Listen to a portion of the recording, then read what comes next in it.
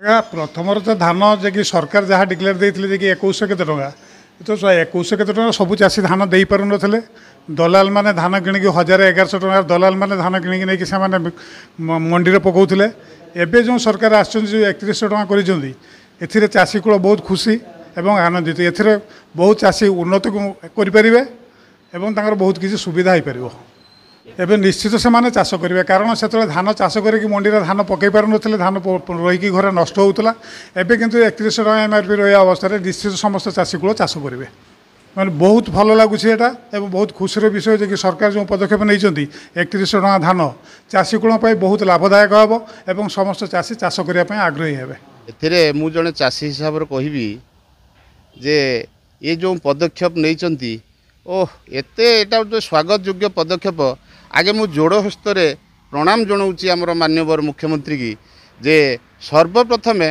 जोटा निहाती आवश्यक जे आगे से कृषकर कथा शुणी जोटी कि जे आमे सकाळू हेलाठू पुणी संध्या पर्यंत आम दैनंदिन जीवन में जहाँ आवश्यक हुए सबू कृषक उपर निर्भर करे जोटा कि आमे लुगा कपड़ा पिंधुचंती सेटा भी जड़े कृषक जड़े तुला चाष करुच्ची तेणु वर्तमान जो धान चाषी बर्तमान चाष प्रति विमुख हो जाते चाष करूले जमी पड़िया पड़ूला किंतु आज जो सरकार आमर बीजेपी सरकार जो जे आमर धन्यवाद दबा विधायक दलर जो मैंने बसले जो विधायक मान धन्यवाद दबा सी जड़े उपयुक्त मुख्यमंत्री बाछिंट जे कि जड़े गरीब घर लोक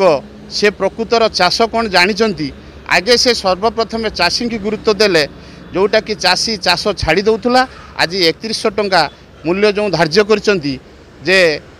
समस्त एथर चाष प्रति माने आग्रह प्रकाश कले चारिआडे देखूँ बर्तमान विहन दुकान देखिए जातु भिड़ लगिगला जे चाष केमी धान किणिकी चाष करमी आज्ञा मु जड़े चाषी मोर 3 एकर जमी मु आउरी 2 एकर जमी एथर बखरा कली जेहेतु चाषर